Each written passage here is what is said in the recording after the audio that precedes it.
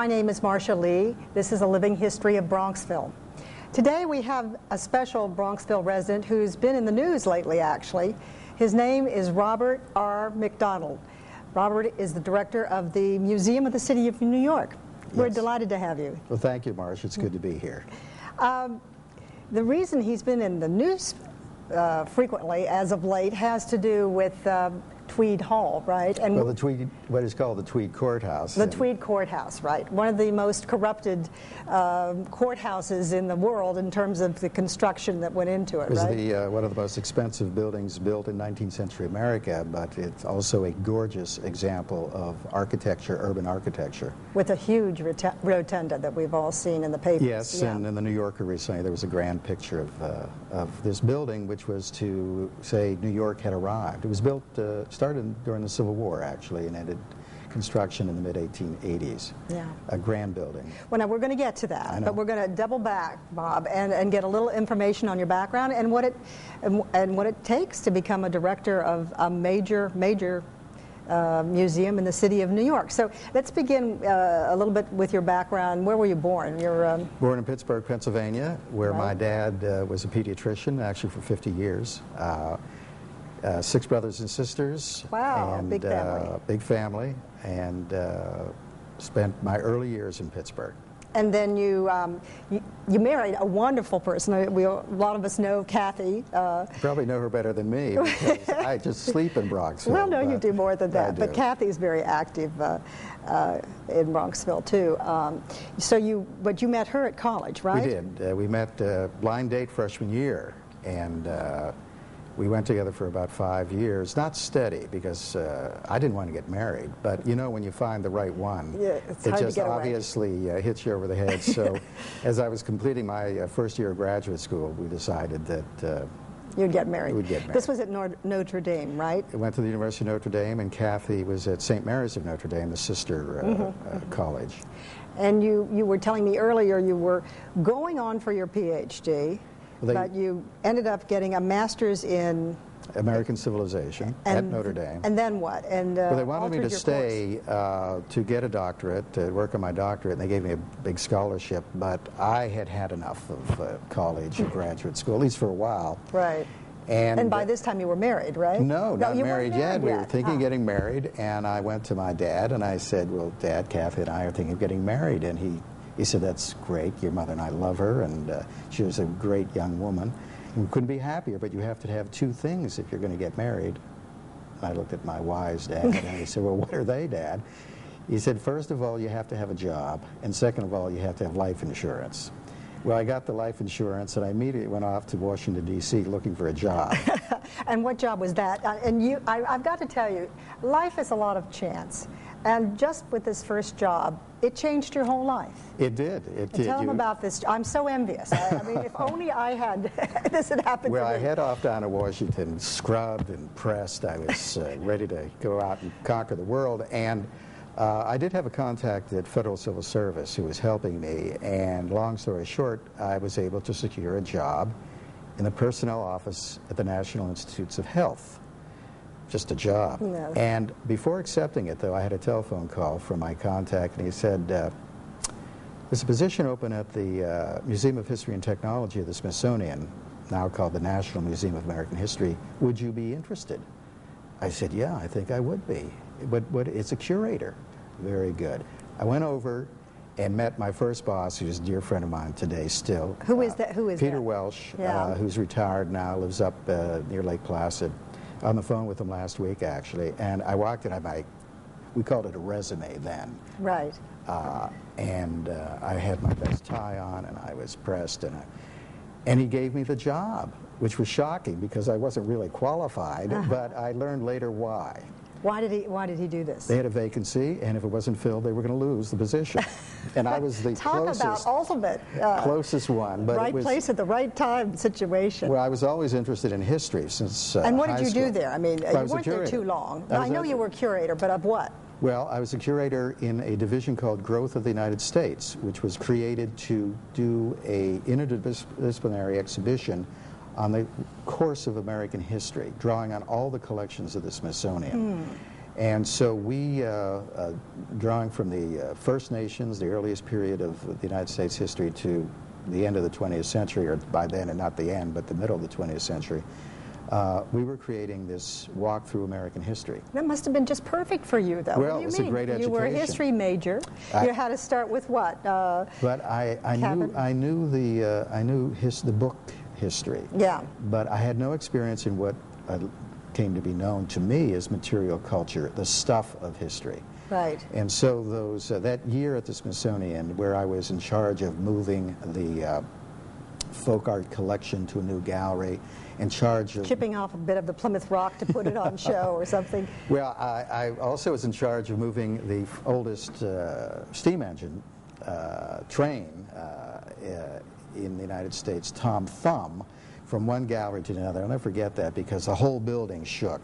I hadn't thought about that. I mean, really, they have all this stuff stored in all these warehouses and all these places, and that's a major problem. Well, as any great museum only has a small percentage of its collection on view at any one time. Yeah.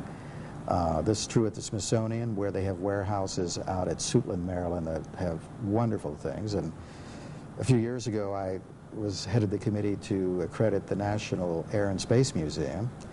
And the reason I took the assignment, I always wanted to sit in the bombardier seat of the Enola Gay. Did you? I did. Oh, I know some men, well, one that's married to me that would just die to do that. The reason is the stuff of history. The Enola Gay is one of the most important artifacts in 20th century history, world history.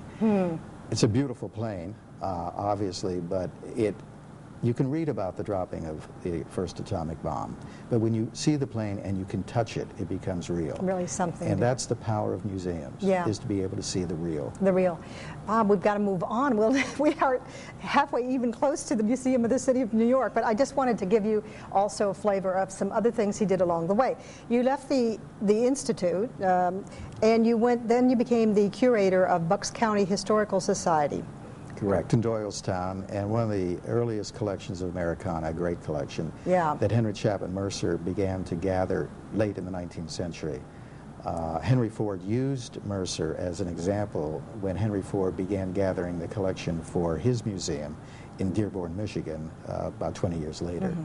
But that also exposed me to a wonderful collection of folk art, craft tools, paintings, Proctor, the whole range. And at that time, though, you became the director, not just a curator. Well, I was a curator-director. I was only 27, so the whole staff was older than I was. And, you know, you asked earlier, how does one become a director? You learn by experience, and I have scars all over my back. I bet. But it was a great... Some of the most recent just applied, right? My skin is pretty thick at this point in my career, but... it was a great experience for us in Doylestown. Our two boys were born there. Now, we forgot to touch on that. In addition to Kathy, there are 3 offspring. Matthew, the oldest, who's 35, married as an attorney in Hilton Head. Rob, who graduated from Bronxville High School, works for DoubleClick.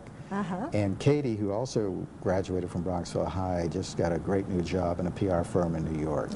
So they're all doing well. Right. Well, that's good. Anyway, so you ended up in Bucks County, and then you became, you moved to New Haven. Well, I continued to work towards a doctorate at the University of Pennsylvania, and when it came time to do a year's residency, the National Endowment for the Humanities gave me a fellowship to go to the University of Delaware for a year, which I did.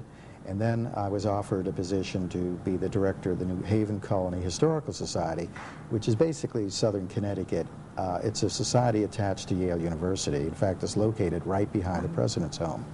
And you were saying when you were there, you really got into the Eli Whitney Museum, which is well, I got into, it was, being at Yale was a wonderful experience, and I taught there, and also worked on a major documentation of what was one of the earliest factory towns.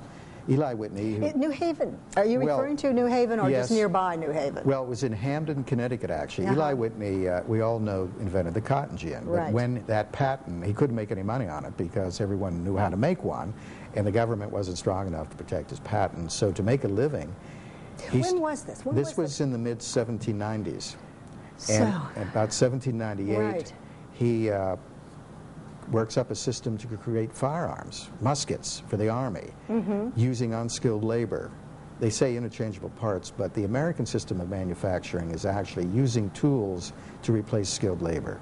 And he brought these farm boys in from Connecticut, built this factory, which now is, the location is right below the Whitney Lake Dam, the New Haven Water Company dam. And so we, for the first time back in the early 70s with Yale, documented with archaeological digs and doing research in the archives this very significant site in the history of American manufacturing. And I'm happy. Can we go there today? Yes, is you the can. Part of the museum? It is. It would be a wonderful thing for an 8th grade class to go to, or well, something it's a great site. It being there, one of the earliest factory towns. Eli Whitney's barn that he built is there, which President Madison said was the most inventive barn in the United States in 1818. And then the Ithiel Town Trust Bridge, the cover bridge as we know it, the first one was at that site. So it's filled with all kinds of history on how America developed as a manufacturing power beginning in the early 19th century. Must have been fascinating. Well, we still have to keep moving on, although you did start the the gun factory. You mentioned that in the whole thing. But then you became the CEO of one of the largest museums in the United States of America, and that was right down in New Orleans. Tell us a little bit about that. Here we are in New Haven, happier than clams, teaching at Yale, fellow at Berkeley College, and I get a call, would I be interested in becoming director of the Louisiana State Museum in New Orleans? And I remember it was late February, and well, I'd never been to New Orleans, so I went. And they treated me, I mean, Antoine's, Galatoire's, and I was only 32 at the time. Long story short, I arrived back in New Haven, it's snowing. Of course, the azaleas were coming out. You must have really wanted that job. And I walked in, because I went down, I said, we're not leaving New Haven. I walked in and asked Kathy, would she like moving to New Orleans? And we did. And we got our 2 kids in a Volvo with a McGovern sticker on it and drove through the Deep South in the early 70s. It was a great experience. We were there 11 years. Wow, and you were the first real...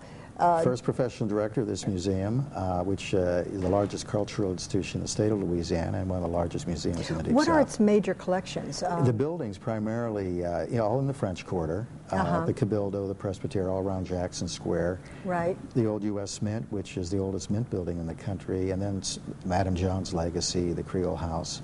But when I was there, we also developed the museum as a statewide system. We did the old state capitol building in Baton Rouge, which is a Dakin building and a museum in Shreveport, Louisiana.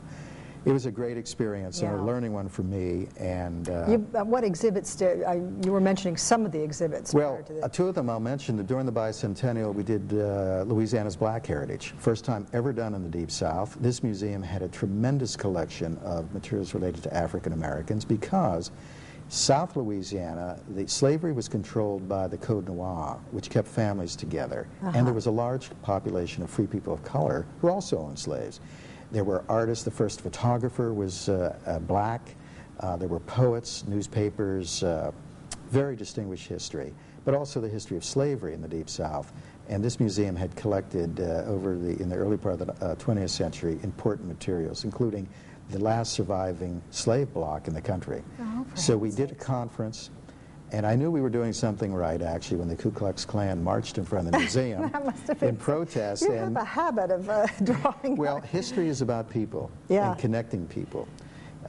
And then later I did the largest show ever in the United States on Louis XIV called the Sun King, Louis XIV in the New World. Louisiana's named for Louis XIV. Of course, yes. And we borrowed from 26 collections in France, the Louvre, Versailles, Vaux-le-Vicomte. Wow, so you had to go over there and dig a lot of that stuff out. Spending time in Paris became a delight. I am sure. So those 2, we of course did a lot of other things in Louisiana, but those are 2 I remember. Then how did they rob you away? How did the Big Apple finally come down there and move you up to New York City? I was 42, and Louis Auchincloss called me. And he was the chairman of the board at the time. He was chairman of the board and a noted author, more than 60 books, and real New Yorker, from a different school, from an old school New York, but a real New Yorker. And I had been elected president of the American Association of Museums, our national museum group of 7,000 members. And I was on my way to Washington, actually, for a meeting, and Louis asked me to stop by New York. And as a favor to a friend, I did, because I had no interest. And I walked into the museum in the city of New York, a building that was a wreck. But this is at 105th Street and 5th Avenue. 103rd, I'm sorry, 103rd, yeah. Right above Mount Sinai. Georgian building that was built in the early 1930s for the museum, never completed because they had ran out of money. And I walked in, and the place was not in good shape. You like a challenge, don't you? Well, I mean, this is the pattern that you had. And I walked out, and I said, I'm not interested. But then I really started to think about two things which make museums. One, the collection. And this is one of the most undervalued, unknown collections in New York City. What kind of things? I mean, what makes you say that? What kind of things are there? Well, it's 1.5 million items. Among them is one of the 8 finest American silver collections, the finest collection of courier knives, America's most important theater collection, over 500,000 photographic images from the earliest ones of New York, Bernice Abbott, Jacob Riis, on and on. Yeah. It is a tremendous, it's the single most important museum resource in the history of New York City, and not much had really ever been done with it. Mm-hmm. And there was the second reason, the subject, New York City. And I often kid when I talk with people, I say, well, you know, Philippe at the Met, he's got great art, sculpture, and Ellen Futter has bugs and stuffed animals over at Natural History, and Gregory Long at the Botanical Garden, what a wonderful place, has flowers and fauna. But my museum has the greatest subject of any museum in the city, the people of New York City. Right. And that almost 400-year history was the reason that, combined with that collection, the opportunity to try to do something of significance for this city, drew us back north from Louisiana 17 years ago. And to Bronxville. You came right to Bronxville, is that right? No, we looked in the city for about 2 days, and we realized we couldn't afford. You know, we owned our own house in New Orleans. Right. We lived in Uptown near Tulane. We had a Queen Anne raised cottage. And we had our son was in college, and one in high school, one in grade school, and soon realized we could not afford a place to fit out. Well, we didn't need a big house, and I asked, where are the best public schools in the New York area? And they said Bronxville. That's nice to hear. We got on the train, we got off at the platform right over across town here, and I turned to Kathy and I said, I don't know how, but this is where we're going to settle. And we did. Love at first sight. Well, I love the town, but also the schools, and we've really loved Bronxville for 17 years. Well, now let's get back to this. So suddenly you find yourself the CEO and the director of one of the biggest museums in the city of New York. How did you go about, pulling it all together? I know you had huge capital projects. Well, there's a simple equation, actually, to run any business, including museums. People, program, money. Get the right people, develop the right programs, and you attract the money, because money makes the engine go. Right. And you have a background in strategic planning too, don't you? I've done strategic plans for the museum in Louisiana, and the first thing I did was one for the Museum of the City of New York. How are we going to take this great collection, this great subject, that people viewed as that little toy museum on Fifth Avenue, and make it a center of learning for New York? And the first job was to attract the people. Dillon Ripley, when I left the Smithsonian back in 1966, the long time chief of the back, when I left, he said two things, because I left to be a director. He said, once a director, always a director, and always remember you're no better than your staff. And I've always remembered that second part. Yeah, you aren't. So I gathered together some tremendous people to help put this museum back together and make it what it potentially always could be, a world-class museum about this great city. Right. And where did you get these people? I mean, where did you gather them from? You just sort of robbed them from museums throughout the country? I knew mostly from the East Coast. Being president of the National AAM, yes. American Association Museums. Right, must have been very helpful to know where the bodies were. Because I traveled the country speaking, and obviously young folks who were inspired by the idea of creating this great museum about New York City. So I gathered them from the Winter Tour, I gathered them from New York State Museum, the Smithsonian, and other places. And we started to create a structure, a staff, a new business plan for the museum, and began to raise the money. And then you did some capital projects on the well, the first thing location there. Yeah. It became obvious the building couldn't serve for a modern museum. So I brought in architects, and Bess Myerson was the Commissioner of Cultural Affairs. Oh, that's there. right. And Bess really got it started. She came into my office the first time I met her, and she said, "My favorite museum." And I said, "Commissioner Myerson, why is this your favorite museum?" She said, "You never asked me for any money." I said, "You know, if I start asking for money, we'll become disfavored." She said, "No." And she gave us some seed money to bring in architects to look at the existing conditions of the building, which were pretty bad. Mechanical, electrical, the whole thing had to be redone. We raised money working with the city, because it is a city-owned building, just as the Met building is city-owned, Right. American Museum of Natural History. It's Do this you partnership. report then to the mayor? I mean, you're separate, though, as a well, New York entity. developed, in the late 19th century, this system of public sector, private sector partnership, which today is called the Cultural Institutions Group. There are 33 institutions that have a partnership with the city. The Museum of the City of New York dates back to 1927. Basically, the city funds the museum's security staff. And this is true with the Met, Botanical Garden, Brooklyn All Museum. of those, okay. Yeah. But the properties are owned by the city. They're built by private money, but given to the city. And then on capital projects, it's also a partnership, usually 50-50. So with James Stewart Polshek, we developed a master plan. And he's a key architect, right? Absolutely. Famous, yeah. Has done very important work all over the world. And Jim, we developed this grand plan and finished, all except the bidding documents, approvals of the Art Commission and every historic district commissions, to transform the property on Fifth Avenue into this new museum. And when right before we were able, or not able to, about to implement that plan, Mayor Giuliani asked me down to City Hall and sat in his office, and he pointed out the back window of his office, his ceremonial office at the Tweed Courthouse, which was surrounded in scaffolding, rusting, falling apart. And he said, "What should we do with this?" And I said, "Well, let me come back with a plan." And we came back with a plan called... Now, what was this early in his administration? No, it was in the summer of 1998, or actually in the spring of 1998. Yeah.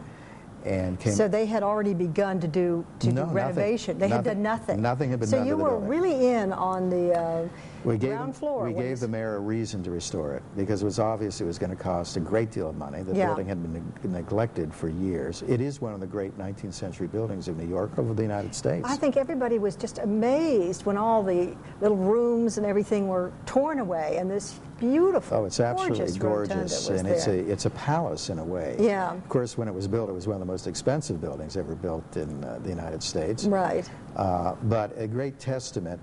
You know, originally it was going to be the new City Hall of New York, facing north, as New York became the Empire City at the beginning of the Civil War, and it was going to be a great monument. Actually, it was to challenge Washington, D.C. as the capital, and this was going to be the Capitol building for the Empire City. That quickly changed to become the New York County Courthouse, fortunately, because the 1815 City Hall of New York City is a magnificent testament to New York. This delicate little building is where the powers running the most important city in the world work. It's a real testament to democracy, actually. In any case, it was a courthouse. Now, what was your game plan? You said he asked you for a blueprint, and you came back. I mean, what? Came back in about 3 months. Came back with the idea of Gateway New York. It was going to be an annex to the Museum of the City of New York, and it was a place where New Yorkers and visitors to the city could enter the city intellectually. Why is New York the way it is today? How did this city happen to become the city that we know? So what a wonderful theme. You learn that intellectually through the collections and exhibits, and then there was going to be a visitor center run by New York City and Company, so that after learning the high points or getting a structure to understand New York and enjoy it, you go out and explore this great museum without walls, which is New York City. And you can plan your tour, lifelong learning, learning from the city through New York City and Company, the collaboration with the Museum of the City of New York. So it was a gateway to the city of New York. Wow. And as most of you know, a new mayor came on board, Mayor Bloomberg, and decided against it. He did. Why? I mean, what could possess this If I knew the answer to that, I'd write a book. But it's been a mystery to many people. Yeah. To the museum's funders, to our trustees, to many supporters. I received a packet the other day from a grade school in Naples, Florida, with letters to Mayor Bloomberg from the students of the school, please allow the Museum of the City of New York to continue its program at the Tweed, because we had worked for 4 years and spent millions of dollars to create this great museum about one of the most significant cities in human history. Right. I think everybody was shocked. Well, we don't know, and I don't think the story is completed yet, although the story, that side of the story of the Museum of the City of New York, at least for the next 4 years, will not be moving there. We've had to cancel all of our You had quite an investment in it, too, hadn't you? We had engaged Ralph Applebaum, one of the world's great exhibition designers, Cooper Robinson and Partners, our architect. We were developing a new library, a center of learning, exhibitry. New York City of Nations was the major exhibit where you'd walk through the history of New York and really kind of get a sense why the city is the way it is. Yeah. And you know, if you understand the history of New York, you really love New York. Right. Because well, you go back before the Dutch, I'm sure, with the Indians. First Nations, the Lenni Lenape, the Delaware tribe. Right. And that section of the major exhibition was called First Nations. It shocks many people to know that there are thousands of people here before the Europeans came. When the Europeans came up the river, people were all around. On the banks saying yes. hello. I didn't know that at all, and I thought I knew something about New York City. That's I what's mean, I so knew there were great about Indians here because they sold the island of Manhattan for $28, right? But 24. 24. But Sorry, inflation, my history, inflation. $24 in goods. In goods. Yeah. Is there any truth to that? Somewhat. The value is a question, but the Dutch did rent Manhattan Island because the Indians did not have the concept of ownership of land. But for the privilege of using the land, the Dutch did give the trade goods worth, they say, in terms of late 19th century terms, of $24. So many guilders, I forget what it is. And when did the magic time come when suddenly it was not the Indians, but suddenly... well, in the early 1620s. And now we're talking Plymouth. Well, we're talking the time of Fort New Amsterdam. Yeah, when... and if you understand the history of New York, you understand that the character of New York was formed very early on. And three fundamental elements in that character. One is diversity. There were 18 different languages spoken in New Amsterdam in 1648. I'm just amazed. Today there are 160 languages. There were obviously Dutch, but French Huguenots. There were Mennonites. There were Catholics. There were Jews. There was a Muslim. In 1650? Yeah, there was a Muslim called the Turk. Diversity. Something. So that's the first element. Yeah. The second one is that of all the North American colonies, New York was not founded for religious or geopolitical reasons, founded for one reason. New Amsterdam was founded for one reason. I'm sorry, I fail. What was the reason? Make money. Make money. Well, Make money there you have it. So I think that's a theme. Change, the more they stay the same. That's why knowing the history, the entrepreneurial spirit, why and creativity. was it to make money? I mean, for the members of the investors of the Dutch West India Company. It was a company town. Yeah. And the third element, which people are surprised at, is that New York has been the cauldron of American democracy. It's where the struggle for individual liberty has taken place, more than in Boston or Philadelphia.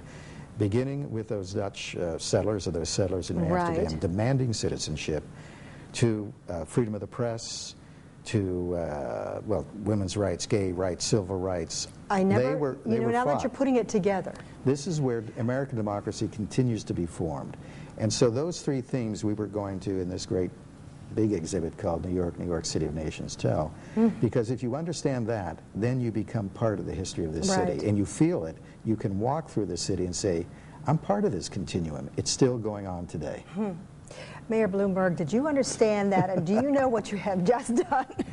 I can't resist because, you know, well, we're going to tell those stories up on. You have put your life into this, and it must have been tremendously it's a great disappointing. But for New York City, because we have great art museums, we have a great museum of natural history. This was going to be a great museum of history about New York, a visual history. Right. Exciting place. Is there any chance that maybe it can be revived? Well, when I did tell the mayor that, and his people, I'm a firm believer in the power of ideas. This is an idea that will happen someday. It will not happen now because I think too much has gone on. and the mayor has made a commitment not to move the museum there, although people want us to move to Lower Manhattan.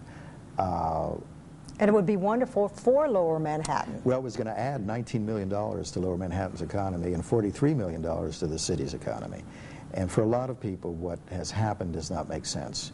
I think the story still is being played out, but the museum will not be moving to the Tweed. Do you see Mayor Bloomberg indicated he wanted to move the Board of Education into that building and some schools there, which makes me personally weep. But do you see this happening, or do you see him moving into that building, or what do you see happening? Well, I'm putting you on the spot, Robert. Historians cannot predict the future. Right. But I did tell my staff and colleagues that if the Board of Education ever moves into the Tweed Courthouse, I will walk down Fifth Avenue in my bathing suit. You've heard it. So that's how sure I am of that. I hope you never have to walk out in your bathing Most people suit. hope that I don't have to Especially not in the middle of winter. Well, I might have to do it in the middle of the night, but no, that won't happen. The building, it will cost, they estimate, close to $15 million. The rooms are not conducive for that. It's all set up for museum purpose. The electrical grid, the windows are UF filtered, the HVA system. To adapt it for office space would cost a great deal of money. And most people in the city feel that the Board of Education will not be moving in there. And there's 11 million square feet of empty office space in Lower Manhattan right now. Right. And to take that out also of Brooklyn, Brooklyn doesn't want to lose those people working in the heart of Brooklyn near Borough Hall. Right. So New York being what it is, there are going to be a lot of rough spots before the Board of Education moves into the Tweed. I don't think it'll be an easy battle for No. Mayor Bloomberg. We could just go on, and unfortunately we can't, but I did want to point out that you have produced how many books? I mean, you haven't written them from top to bottom in each case, but a number of them. I've been involved in New York, about 24 books and catalogs produced for the first time, actually. What are some of the major ones? What are the ones? Well, the first one we did was the history of homelessness in New York. We did an exhibition at Catalog, and Brooke Astor actually funded it. Did she? But we did a book on the history of public health called Hives of Sickness. Then Our Town, images from the Museum of the City of New York. Broadway, 125 years of musical theater. I love Broadway. Painting the Town, we did with Yale University Press just recently from an urban scene painting collection. Al Hirschfeld's New York. And we're working on a book right now with Abrams called The Day Our World Changed, which will be a presentation with an exhibition of the art of young people of New York City responding to September 11th. And when is that due to be published? September. It'll be coming out in September. It will be our anniversary show for the 911. Yeah. Now, regrettably, as most of you know, Robert has decided to resign. So you'll be leaving the museum as of August 31st? August 31st. And what next? Well, I that's know a you're good not going question. to be sitting around. My children ask me that. Dad, do you have a job yet? And you've got your life insurance, but you need a job, right? No, I've been in New York, director of the museum for 17 years. I've been working in museums for 37 years, and I've loved it. I have been approached about being director of other museums, unfortunately not here in New York. But I've also been approached by universities. I've been approached by some commercial outfits. A very dear friend of mine who, I won't mention his name, was involved in a very big merger in New York recently. I'm trying to think who this could be. But in any case, he said, don't make a quick decision. You have time, and we do. Our children are grown. Yeah. And I'm not retiring. First of all, Kathy wouldn't allow me to retire. But you make her sound like a slave driver. No.